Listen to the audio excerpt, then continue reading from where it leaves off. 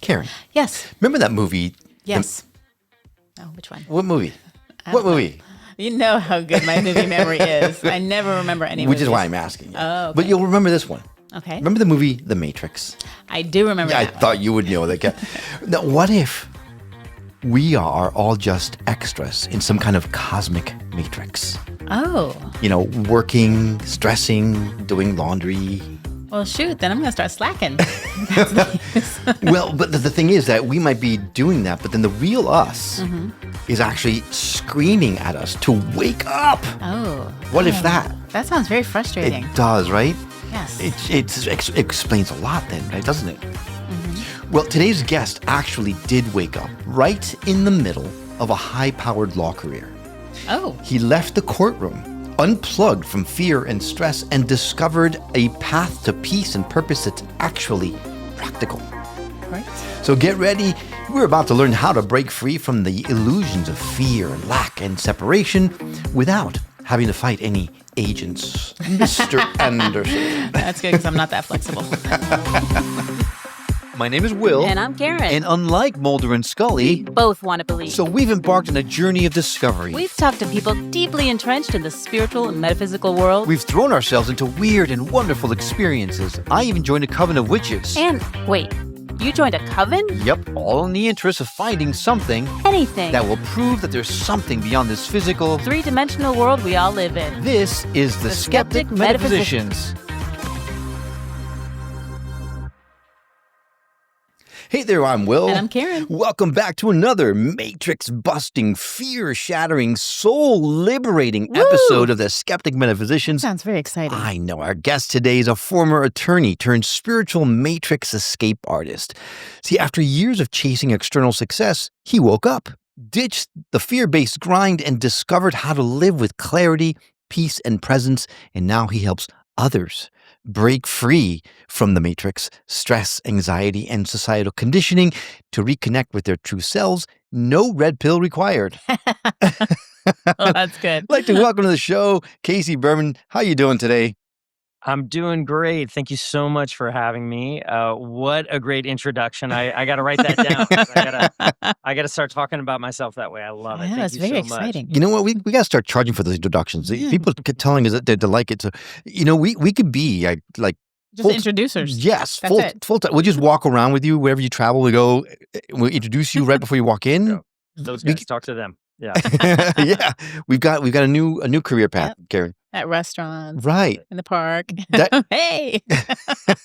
but coming out of the bathroom. In the restroom. Hey. All right, Casey. But we're excited to talk about this Mhm. conversation because that matrix thing is everywhere these days, right? It is. And it's kind of creepy. It is It creepy. freaks me out. Does it freak you out? Well, it's not. We're not talking about living in a simulation here. We're talking about like living in fear and stress and that kind of stuff. Okay. It's matrix-like.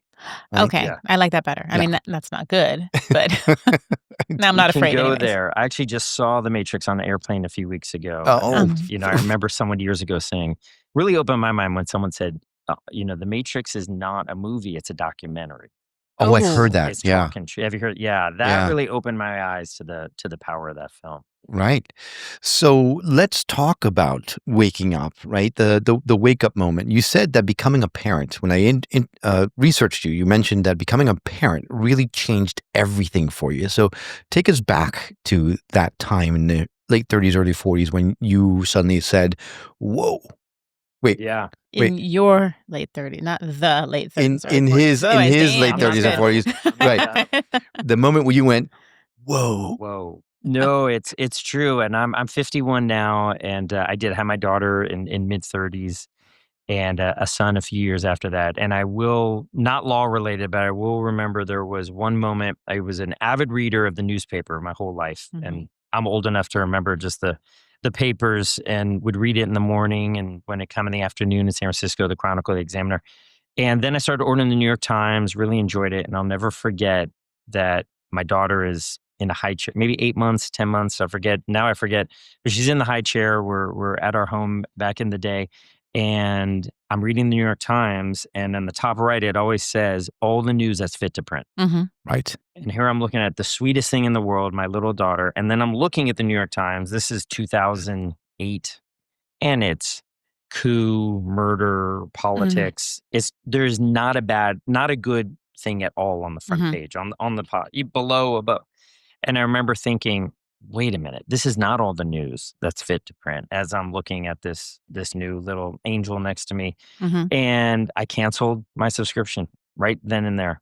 Wow. Yeah, called and said I'm done. And so that was one of the moments when you have a family, not that necessarily my daughter was this beacon of perfection, but just you start looking at things differently, and you start looking at things, beliefs or comments or culture, that you look at all the news that's fit to print. Okay, I trust the New York Times. Here you go. I didn't trust it as much anymore. And so having that family, having someone to provide for, someone to protect, but also children, you learn patience, you learn a moderate tone, you learn a lot. So that was one moment I remember that kind of just pulled me out of momentarily a lot of the beliefs that I had. And then what I was happy with is I actually acted on it in this matrix. I actually canceled it, which was hard for me to do because it was a real Right. routine for me. But that was one moment where fatherhood really kind of put me on more of that spiritual journey. Right. And we've talked a lot on the show about putting down the phone, moving away from media, disconnecting, being in the present moment, enjoying the time that you have with your friends, your family, at the moment that you're having. Yeah.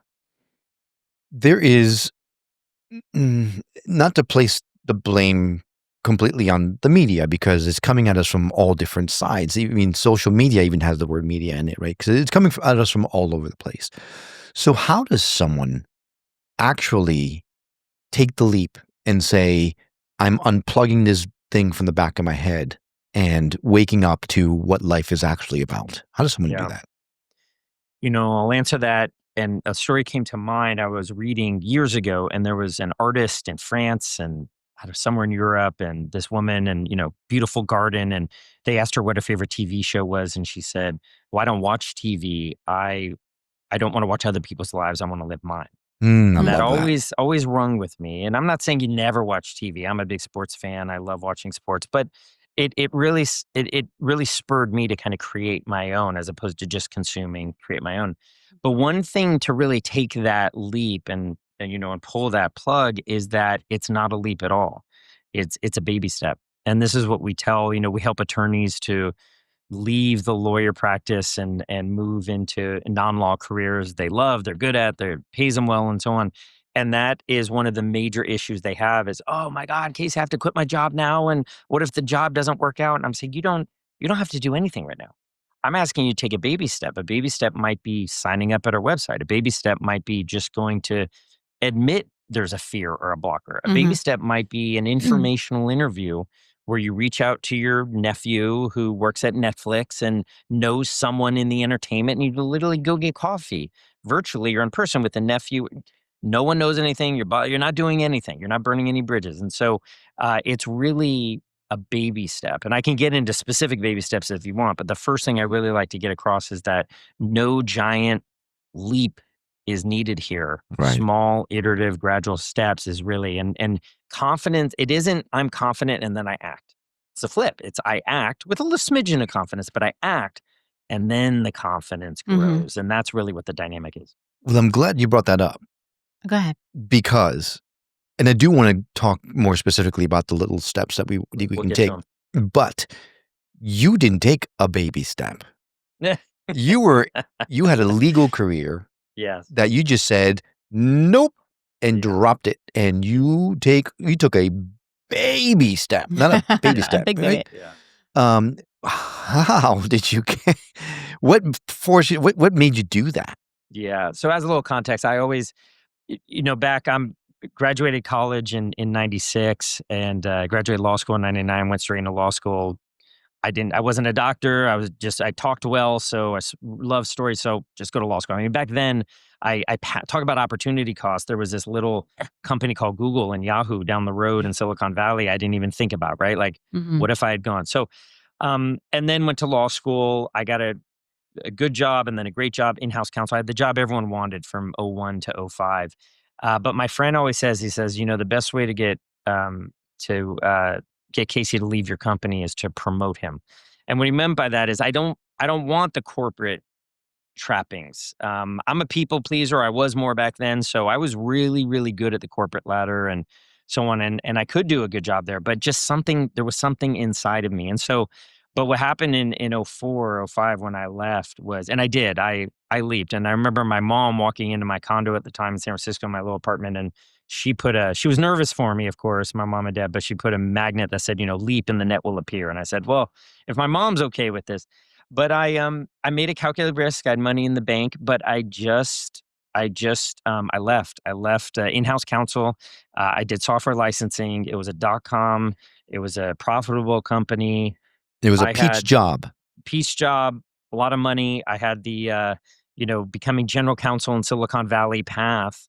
But I was like this every morning. I was negotiating agreements. It was stressful. I had salespeople. It was great. I loved the job. Don't get me wrong. I absolutely loved this job. It was great. Taught me a ton. Over time, though, I just wasn't aligned with it anymore. And I just had to listen to that because I knew I'd be doing it over time. I'd be doing it for the money. I'd be doing it for the stature. I'd be doing it to please people. And so, before I got married in 04, I quit. Had some money saved up, and I said, I'm gonna figure this out. And I definitely had a lot of bumps and bruises. Don't get me wrong, but that's kind of my personality. So, and I had a good support. My fiance, my now wife, was very supportive. My family, and so I had support around me. But yeah, it wasn't easy at all. But it sort of felt to me like, to the point of the Matrix, there was just this voice I was just listening to. I couldn't not do it. Mhm. Right. Well, what's interesting to me is how difficult it can be, I guess, to stay unplugged because it's easy to fall back into those routines. And I was speaking to someone today who told me about a friend of hers who had had cancer and she had had a double mastectomy and survived and she was fine. It had been several years cancer free. And they were having a conversation and she actually said, I missed the time I had cancer. And my friend's like, well, how? Why? And she said, because that's when I paid attention to life. That's when I noticed things. That's when I was present. And so she had this wake-up call, this unplugging, but I guess, life got in the way or I don't know, but she kind of went back into it. So how do you do that? How do you stay unplugged when it's so easy to fall back into that trap? Yeah, so I don't stay unplugged, but I recognize when I'm plugged in, I recognize that I'm plugged in. I try to. That, okay, I am plugged in. And there are moments where I don't recognize I'm plugged in. But one way I think Michael Singer talks about this, where he talks about how, if we were to have all of our 5 cents, right now, if you watch a movie, James Bond, we hear what he hears, we see what he sees. Mm-hmm. But we still know we're Casey in the audience. Now, if we tasted what he tasted, if we felt what he felt, if we thought the 5 senses plus thoughts and emotions, if we had all of those experiences of James Bond, we wouldn't be ourselves anymore. We'd be James Bond. And the issue is we are playing the role of Casey Berman. And I think I'm Casey Berman because I experience this matrix reality construction world, whatever you want to call it, through my 5 senses, which, by the way, are all coming in. You don't taste out, you taste in, right? Yeah. You don't hear out. You hear. And then I have thoughts and emotions. So those 7 ways of sensing things is me in this movie. So when I can pull out of that meditation, quieting the thoughts, pulling out and kind of look at myself, which is so hard to do. But when I can do that, then I am observing my own movie in the same way I'm looking at James Bond on the screen. So there's 2 ways I do it. One, when I'm plugged in, I try my best to say, okay, I'm plugged in here. The other way is to actually unplug by finding one of those 7, usually the thoughts, one of those 7 to kind of collapse that thought. And so when I do that, it's a bit of an escape valve for 8 seconds, 10 seconds. And I'm able to look at myself as that impartial observer. It's very difficult. I forget to do it because it's so fun to be angry, isn't it? It's just Yeah. Well, I've got Eckhart Tolle talks about the fear body, the pain body, and it makes a lot of sense, and we're gonna dive into that at some point in the future. However, I hope that makes sense, though. But that's kind of how I do absolutely. with that plugged in thing. Yeah. And I really appreciate your perspective because some people are like, well, just once you're unplugged, it's just easy. You're in this bliss. So I'm like, okay, here's a real guy telling us a real experience that I think we can all understand and relate to. Right.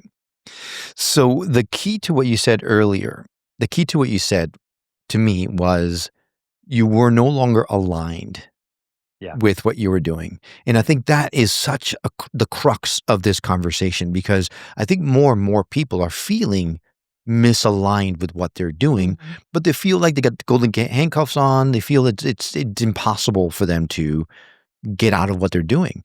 So this brings me now to, if you feel misaligned, if people walking around in complete autopilot, a lot of us are, let's talk about these baby steps. How do we get out of the matrix? Give me some examples of what specifically someone can do.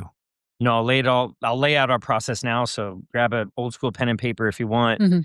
You know, we're going a little touchy feely. I'm ready. I've got my paper and my pen. Good. No, but for everyone listening, happy to take it through. I want this to be as actionable as possible. And I go this route, but as you can tell, I'm a type A. I deal with lawyers who don't put up with any of this, and just action, action, action. And so I try to find that way of showing how getting into the zone. I'm a sports fan. Who are more tough than sports stars, right? But you see the most successful ones. Tom Brady talked about a lot. You just get in the zone. You're not even thinking. You're just feeling. It is a feel. So the process really is, the first step, really, baby step, is to overcome or mitigate or move forward notwithstanding of your fears. So recognize blockers. Recognize, oh, I'm not afraid of anything. No, you are. You are. Yeah. Okay. There's Yes, I am. conscious, there's subconscious, golden handcuffs. I'll never make money out of the law or in another job. This is the best I'll do. My parents will be disappointed. It'll take so long. Big fears, small fears, however you classify them. But the first step really is just to settle and just to observe what's getting in the way. What's the blocker, the fear, the doubt, as you mentioned. That's really the first step. Kind of step 1.1 to be or step 2 is around identity. A lot of lawyers have this. So this could be a blocker. You can separate it also, but how is my identity tied? So the James Bond, Casey Berman, like, I'm not really Casey Berman here. I mean, quantum physicists have said, like, this doesn't exist. I believe my bones and the concrete exists, but it really, really doesn't when it comes to the physics of it all. But I'm in here, I'm plugged in, I'm going to believe that this hand exists. Okay. I believe there's an identity of Casey Berman. I'm a lawyer. I have my glasses. I wear glasses. I'm smart. I'm manly. I'm this. Whatever your identity is, looking at your identity, because particularly from unplugging from a career, from that auto zone, some of the time reasons we're in that auto way is because we think our identity is tied to it. Well, I'm miserable as an attorney, but I love telling people at a cocktail party I'm a lawyer. First of all, you don't go to cocktail parties anymore. You're working every weekend. But there's that identity, right? So, and even non-lawyer, just anyone. I'm a podcast host. I'm a creator, whatever it is, identity. Okay. The third step, hopefully I'm not going too fast, but the third step is very important. Now, this is, once you kind of get the blockers and what's going on here, what's the framework, what's the environment, the sandbox, if you will. What am I good at? This is what we call your unique genius, your skills and strengths and enjoyments. And we do an audit them. There's 3 questions. I'll say it slowly. Ask your network, what am I good at? Compliment me. Second, what advice do you come to me for? Besides legal advice or accounting advice or whatever. And third, what have I done or what do I do for free? Those get to what you enjoy, what you're good at, and how you add value. Gather all of these traits. Casey, you plan parties well. You're the one with the good music. You're the one who puts IKEA tables together. You're the one that's always great at conversation. You listen well. You're empathetic. You're great whatever they say about you. Okay? You gather it all, and we do this in Leave Law Behind, but we have like buckets. You just kind of organize it. And it's kind of qualitative, but interpersonal or schmoozer, or I'm the more behind the scenes, however you want to organize it. Now you have sort of this skeleton of where your skills and strengths fall. If you have no skills and strengths under schmoozer networker, guess what? You're not going to go into sales. If your skills and strengths are under air traffic controller, adult in the room, okay, let's look at compliance. Let's look at trust and safety. And so then what we do then, there are a lot of jobs that fall in these buckets. So the method of the madness is just to see your skills and strengths, how you've organized them. And that's how we organize it. You can organize it any way you want. And then match jobs that are calling for those skills and strengths. So I often say a job, if you remember Casper the Friendly Ghost, the only way to see that paranormal phenomena is to throw a sheet over it or throw sand on it or dust or something. Well, that's all a job is, because your skills and strengths are invisible. Do we really see detail-oriented? No. We see the results of it, but I don't see it. I don't taste it, Yeah. right? People, persons, but jobs are that sheet or that sand that give form to your invisible skills and strengths. Right. So you do this audit of your skills and strengths. There's a few more steps, but I'll stop there in case you have any questions about that. Yeah, no, a statement that I've been taking strength assessment tests and personality assessments and all, trying to figure out where do I fit in. Never once did I consider asking my network those questions. 3, 5, 7 people. That's it. Wow, that's amazing. And I hadn't thought of that at all. Now I know what I'm gonna do tomorrow. I have the script. I can send, or I can post it for you. The script you can use. Some will say, thank you, by the way. Some will say, oh, touchy-feely. I don't want. Okay, fine. Don't do them. Most people, if not all, will say, I am honored. I'm more than happy to give this to you. Oh, That's very cool. so if you're listening right now and you would like to give me some feedback, now they probably don't know me well enough, right? Why not? Just a thought. Anyway, because I don't have a lot of friends, so I just figured, people would listen. I have friends. Oh my gosh. Well, I could do a quick unique genius analysis on you if you'd want. The banter. You're very quick, right? You're a storyteller. You're very quick. You think quickly. Extremely empathetic. I assume I'm just meeting you now, but extremely empathetic. Probably you can do the details if you needed to, but I don't know if detail oriented is like what you should be, the tip of the spear, if you will. So I could go on and on, but these are some that I'm just picking up. Wow. Right. Okay. Wow. I don't know if I fit, but maybe, but like that'd be an example where someone would say boom, boom, boom, and list all of that out. The good thing is some of it you're going to nod your head and go, oh, I knew that. Right. One, that confirms it, makes you more confident. But two, there will be new things they'll tell you that you didn't know you were good at. And Right. say, like your blind spot, right? I had no idea I was good with chickens. So good at wrangling those feathery friends. As long as they're not greased pigs, I'm good. Sweet. Okay, so let me take the next 2 steps real quickly. All right? Let's do it. Next step. So you overcome your fears, find out what you're really good at, scouting report for any sports fans out there. Okay. Then what you do is, like we said, you find the jobs that align with it. Okay, so a sales job, calls, schmoozer thing. If we have a bunch of jobs. I'm happy to send more info, but you find jobs that align with, that call for your skills and strengths. Because remember, a job description is really just a call for help. We need help. We have a pain. We have a gap. And then finally, you get out there and you network. Now, before I say the networking word, which I know everyone, I'm not saying go talk to everybody at the golf club and schmooze. It's real. Now that you've done the unique genius work and you've identified the job or jobs, 2 or 3 jobs that you're a fit for, that you add value for, it's very focused networking. That's who you network with. People who are in those roles, adjacent to those roles. And you can apply online, but let's be honest, you're not going to find many jobs on a job board. You then reach out and do informational interviews or coffee chats. Hey, well, I know you do such and such, or your nephew does such and such. Can I take 20 minutes, just kind of ask? And you keep doing these conversations. You got your spiel down, you're tight, you've done audio skills, you present very well. And finally, someone is going to say, send me your resume. We don't have a job opening, but we might. Let me get you into our system. 3 months later, you're creating the job description with them. I see it happen all the time. So I'll pause there, but those are really the baby steps that you can take to kind of unplug out of a career that you don't like and really start moving actionably, realistically into something. This could take 3-6 months. If you really want to do this, be careful what you ask for. It may happen. So. See, I love this though, because it's like you said, you don't have to just like cut the cord and, because a lot of people don't have money saved up. They're working, or living paycheck to paycheck. And so this is an easy way for them to start without jeopardizing their current situation, still being able to pay the rent, feed the kids and all of that. And do stuff that's much more aligned with what they want to do. And make their way. They're called. Yeah. Yeah. That's I always say fantastic. that point Thank you. about money. We talk about money. We have a whole module about money. We're very open about money. I always say, I never want you to trade a job you have anxiety about for the anxiety of not being able to pay your bills. Don't make that trade.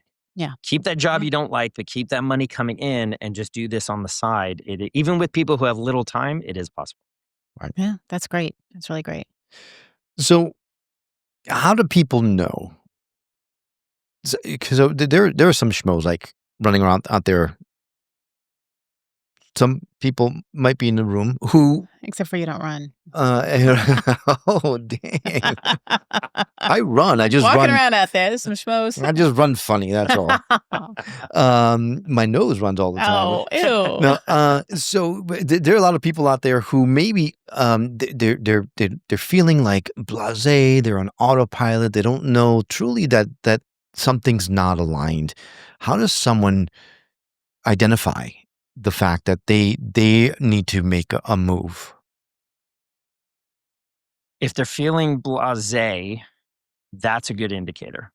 But I think, I guess what you're saying is if they're not in tune, how will they hear that signal? Yeah, How will exactly. they? Yeah. Many don't. Many don't. And hopefully they stumble across your podcast. Hopefully they, I will tell you what hit me. And I would just tell folks that even if you're blasé or just in a slumber and so on, you're not awake yet. I get it. We've all been there. One real quick story about how it hit me. I was feeling a little disgruntled with things, and then we had an all hands meeting. I was in San Francisco. We had our headquarters was in London, and flew there. They had a bunch of people, everyone meeting each other, and they put our name tags, and they had our department on there. And I was in-house counsel and VP of operations, and I was under the admin group. Now, no knock on anyone who does administration or admin. It just wasn't for me. And when I saw the words administration, is that what I did? I said, "Oh, that got me." And because I knew that I wasn't aligned with that. Mhm. For me, I wanted to be in front of the customers. I wanted to be listening to people. I wanted to speak. I want to be creating something. And again, no knock on admin operations. That's needed. It's definitely just wasn't for me. And so I got great teaching in operations. I got that great grounding, great role. But at that point, it took me about 9 months later before I left. But at that point, I was listening as much as I was just kind of in a stupor. When I saw that on my name, it woke me up. So sometimes be open to the smallest things that can get you out of that blase vibe. So then what would you so the let's talk about the blasé vibe. It's not terrible, it's not great. Meh, it's easy. I'm in this rut. I'm fine. What would you say to someone? Like, what's the best thing that has happened for you or the feeling that you've had since you've gotten unplugged? Like, what would make it worth it to someone to make the Yeah. effort if they're just like coasting along, and they don't really care? So this is going to sound weird, but the best thing that has happened to me is personal responsibility. And what I mean by that is I learned this, that the flip side of a right is responsibility. So we have a right to free speech, but you can't say it can't yell fire in a crowded theater, right? Mhm. That's an obvious example. But we have a right to entrepreneurism and hustle and leaving all and doing what you want to do. The responsibility is work, get up in the morning and do it. We have a right to do a podcast, but the responsibility is all the work that, for instance, YouTube do behind the scenes that none of us see. Right. And so there's that responsibility that goes with it. And it is nerve wracking. It's scary. I mean, I past week or 2 or 3, I have had some very unmotivated times. Mhm. And I am just, what's going on with me? Mm. And and I've had to get out of it by literally writing this small email or something. And it led me to working late in the evening, which was fine. But I'm getting done at 8:30 p.m. when I should have been done at 3:30 p.m. because Mhm. I just so it's that responsibility aspect that I know sounds crazy, and a lot of people don't want responsibility, but is just so it's so empowering for me. Now I think in a much less dramatic way, I think what's great for me is that there's a freedom about it. I have a lot of work to do, don't get me wrong, but there's a freedom about how I create my day. And I, I have to get up early, the kids, school, get them out, and so on. So it's not, I'm sleeping until noon every day, but there's just a freedom to it. If I want to, I take off. I Mhm. block off my Fridays. I block off Mm. Fridays. I do some work, but I just blog off. So it's these little day-to-day things. One last thing, I play baseball here, believe it or not. I'm way too old for this, but there's a league here, a men's league. We have uniforms and everything. It's Oh, I'm great. so I love jealous. it. I'm Yeah. so jealous. My wife always says, don't hurt yourself, But one guy said to me, he's like, come on down, we're doing some practice. I was like, I can't, I can't make it. I have something. And he says, Casey, you don't have a job. You don't work. Come on, Oh, but I took it as a compliment because Right. they don't even know what I do. right. I create content. I'm on a phone. I work in my house somewhere. Like, what does this guy even do? Right. So Mhm. one of the cool things is having people going, what do you do? Right. Like, I can't even get my arms around it. So those are some of the perks or some of the things Yeah. I enjoy after having unplugging to a certain extent. I think that freedom is that make really sense? attractive Yeah. to a lot of people. No question. So that brings me to my next point, my next question. What if what you're being called to do, what you're more aligned with, is not a job, but rather it is to be a digital nomad or to travel around the world and help people with their spiritual awakenings or whatever it is? Mhm. How does someone move into that space if that's what they're being called to do? So there's a few things to think about. Remember, unique genius. What are your skills and strengths? Because people will say, what should I do? And they'll say, I want to go into media. I want to be a digital nomad. Okay, that's not what you're doing.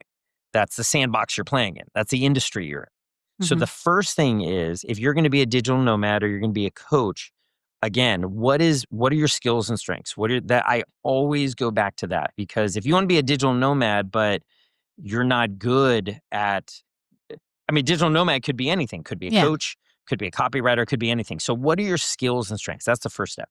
But if they do want to go be a digital nomad, then to do that is to physically break free from a lot of the confines of the subway and going into an office building and all of that.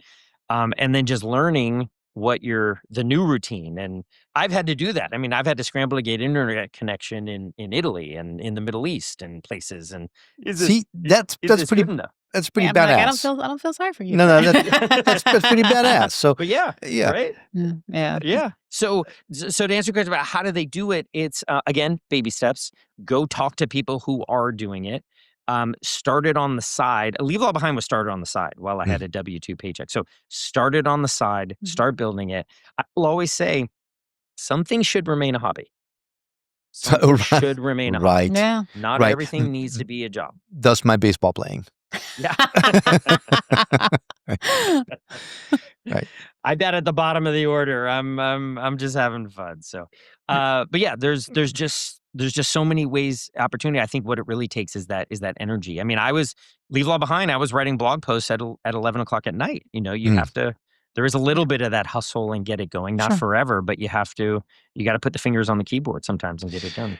And what if someone doesn't want to work at all? Is there a plan for that? That's a whole different lifestyle, but yeah. It is. I guess It that bridge is. is pretty comfy, right? It is. Now, being a lawyer here, it depends how you define work, right? So if someone doesn't want to work in the traditional sense, being told what to do, being for profit for shareholders, yeah, I get it. But if someone wants to create, kind of have their own vibe with ChatGPT now, you've got your own assistant.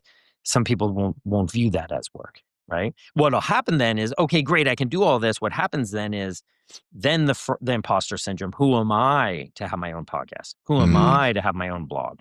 Who am I to become a coach, right? Right. Then a lot of that can come and that can block you. Right. Do you believe that we as a society as a whole are waking up to these kinds of messages, or is it just specific people? I do believe that we as a society are macro and micro. I think that the internet obviously has been a phenomenal way to do it, because back in the day you were listening to Tony Robbins DVDs, or you were, by books, Napoleon Hill and things along those lines. yeah. The way that we can distribute through the internet it's obvious how much scale there is. I think that if we were to doubt people were waking up, it's because of the media, because of the extremes get all of the headlines. I mean, if you look at Drudge Yeah. Report, one of the top visited websites, look at all of those headlines. It is extreme. It is Newsom, Trump. It is whatever spectrum you're on, they are always choosing the extremes. Mhm. And the 80%, 85, 87% of us who are moderate, who want to care for our families, who want to take care, who let people pass in traffic, all of us, I think, are waking up, and we are not going necessarily to a to some divisive YouTube channel or TikTok channel, but rather we're listening to Right. this podcast. We're listening to someone with a law of attraction on Instagram or whatever it is. A lot of people are doing it. And so I do, it's just not reflected on a lot of, you don't see ABC or CNN saying the main headline is not people who just met each other had a fun and nice conversation. You don't see Right. that. Right. So then I would addend your steps, your baby steps, to say Yeah. the very first step is put the damn phone away, right? Yes. Put the phone down, stop Yes. looking, doom scrolling through the social media accounts, stop reading the headlines. And I actually turned off my notifications for my social media because every time I was so programmed. Every time my phone, ding, what's happening here? Ding. Now I'm still doing it because now I'm getting headline news, right, being beamed at me. So that's the next thing I'm going to do is I'm going to turn off notifications on that stuff. But the very first step, put the damn phone down. Second step, turn off your TV, or at least if you're gonna watch TV, watch something like new reality TV, which is like stuff that will feed your soul, not Yeah. shameless plug, right? No, not at all. Not a shameless plug at all, but it's something that's going to feed your soul, Right. not eat your soul, right? Because Mhm. that's exactly what's happening. Because we talk about it all the time on the show, and when we talk to people, the media is actually feeding off of that energy. How many clickbaits do you see that the sensational headline that says you can't miss this, you're not going to believe? It's like, Yeah, and then you get more clicks, and then the advertisers want to advertise because now you're going to make money for getting the clicks. So Right. you're putting more of the scandalous stuff. right, and we are programmed to respond to that kind of stuff, right? I used to work in news, and the old cliche slogan: "If it bleeds, it leads." Right. So we totally it's only gotten worse. Yeah. So first step, put the phone down. Second step, turn off the news. Mhm. And Well, put the phone down unless you need the GPS because who knows where I'll end up. that's a I fair, need that. fair I need point. that GPS. Fair point. Fair point. Sorry, but I guess we can get you a little separate GPS device. These like the little Garmins that come out like in the whatever 2000. That's right. One thing that I would keep the phone, turn off the notifications, but one exercise that I love doing is when I walk my dog, is I do voice to text in my phone. And that's one way I can write or create. And my kids roll their eyes, voice to text, such an old thing. But when I get my fingers on the keyboard, now I'm concerned about typos and periods, and I don't type that well anyway. When I go talk, email myself or into a Google Doc or whatever, and I'm just sitting there with my headset on, just stream of consciousness and ideas come out and flowing, whether it's something personal, how you feel about something, or for work. So just a thought that's one way that I do, just a real actionable way to become a creator. Right. Yeah. So basically, you're using the phone as a tool to help you See, versus. he's much better than my voice to text. So you know. Yeah, that's true. I've told people we're getting divorced and like Yeah. not checked it and sent it. I propositioned a friend's husband once, and then I'm like, oh my God, what did I send? Because it autocorrects, you Yeah. know, and I don't check it. Yeah. Like it's terrible. But yes, Well, if you have the skills.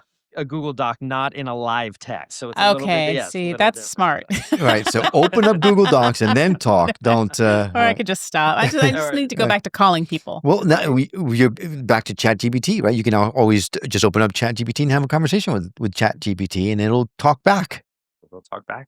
and it'll be like a sounding board. That's right. And I'll say, why'd you leave your husband? And I'll say, no, I went to the store. Divorce. Looking up listings for Casey Berman attorneys. Right. So let's talk about what it is that when you said a couple of times during this conversation that you help people in this, you help people in that. How is it that you help people? So leave law. If someone goes now to leavelawbehind.com, a lot of free resources there. You can check it out. And this was a blog I started back in 2009, just getting my ideas out there, turned it public. Google picked up on it, and taken off from there. And so we help unhappy attorneys to do what we've talked about, to really understand what they're good at, their transferable skills. Many of them say, I could just have lawyer skills. What else could I do? And so we help them understand that and find roles. We've helped hundreds, I think almost 1,000 unhappy attorneys to move into non-lawyer sales, operations, recruiting, compliance, you name it. And so I'm just really helping them, and they love their jobs. They just absolutely, they pinch themselves. So, and then I'm also started CaseyBerman.com, which had a lot of hesitation. I've had to really push to do this. Who am I, right? But I had people ask me, I know I'm not a lawyer. Can you help me? And so I've started there to help non-lawyers, and I'm starting to write there about these type of themes as well for non-lawyers. But those are the two areas where I help and how I help people. All right. So then these websites, would you say they're, I mean, they sound like a fantastic business. Would you say they're more kind of led by your desire to be an entrepreneur and have these businesses, or is there a spiritual component to why you're doing this? It's a great question. And I think it was a spiritual component before I even knew really what spiritual was, right? I was just writing. I was using Blogger at the time, or WordPress.com at the time. And I just started just getting my thoughts on. I don't even know what compelled me to do it. I said, I just want to write about what I'm doing, which was at that point, I was a few years out of being a lawyer. And so I just started writing, and I just kind of did it for myself. And, at that point, I'm actually creating a new web page for Leave Law Behind, some marketing material. And I'm thinking like, wait a minute, where am I coming from? Am I coming from a business marketing standpoint, just get this done? Or is this coming from me? Like, where am I coming from? And I had to take a pause because I was like, I want this done by next Friday. And no, it's going to take a little longer. I need to sit with it. So I do lose myself. I get plugged in too much. But both businesses have a very spiritual kind of, this is just what I want to share type of vibe with it. So thanks for asking. Yeah. I got to ask the question just out of curiosity. Sure. You're a parent. How has this awakening changed the way that you parent your kids? Yeah, that's a great question. So, my daughter is 18 now, and she has a gift for gab and enjoys storytelling and talking and presents well. And she's in a creative media class where they're filming. And she was talking about how good she was at this. And I'm beaming we're driving, and I'm just beaming as a father. And she said, I said, well, God, this is a gift you have. She's like, I'm good at it, but, mommy is very empathetic and understanding. And I listen from the other room on a lot of your coaching calls. Oh. And so I didn't really realize that, she was down the hall. I didn't know where she was. And she's heard me do a lot of my talking over the years. And so it's one, I didn't realize it at the time, but doing these businesses has really rubbed off on my kids in that way and help them either see what they're good at or emulate that. Or also, I think they've understood the entrepreneurial need nowadays, particularly with AI. We're hearing all these headlines about entry-level jobs are going by the wayside. And so I've really said to my children, I don't want you too worried about jobs just yet, but let's create your own thing. Use AI. Don't get made redundant by AI. So, right. And also I think I've seen with my kids that there's a patience level with a very just distraught and tired and fearful 48-year-old attorney in some ways has the same fears as my 8-year-old. And just having that level of patience, having that level of sympathy, empathy, compassion, but also a little bit of a push. I've seen those themes come up, not that a 48-year-old is like an 8-year-old, but just similar types of responses from my side. I've realized that I've needed to respond similarly in both situations from more of that empathetic standpoint. Okay, very cool. Well, there's that core humanity that we all have, and it manifests most of itself in us. such- Core humanity. That's a better way of putting it. Yeah. Core humanity. Yeah. All right. Well, we're going to make sure we add those links to our show notes. So if someone wants to reach out to you in either Leave Law or Casey Berman, you can help them to find their way out of the matrix. I'm sure that a lot of people are going to appreciate that. So many. It's been great. Is there anything else you want to make sure that we talk about or we touch on before we say goodbye? I just want to say thank you for all you do, and just I've been a fan, and just listening to yours. I learned something after I listen to every podcast. I listen when I go on my dog walks. When I'm not creating my own stuff, I'm listening to yours. But no, thank you so much for what you're doing, and I just think it's so important for people to. And put it this way, what I've heard is that you can either view this matrix reality, whatever, as a prison or as a classroom. And a good classroom, not the horrible classrooms people may have had back in the day, but let's assume a good one.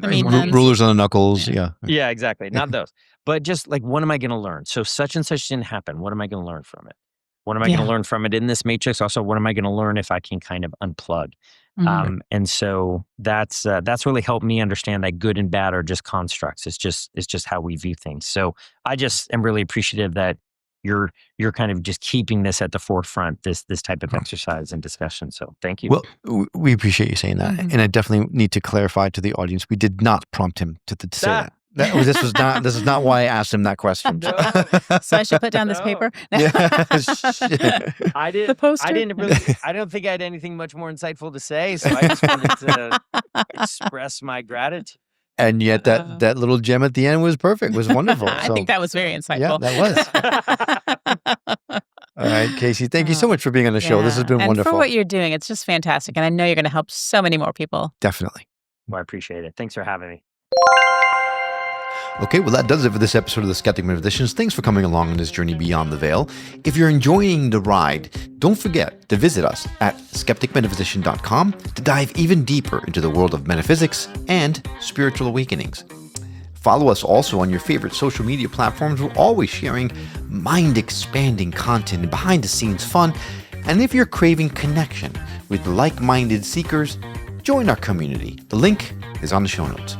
And hey, if you're feeling the vibes, help others find us by leaving a review on Apple Podcasts. It makes a huge difference, and we would be so grateful. Until next time, keep questioning, keep seeking, but most of all, keep your mind open.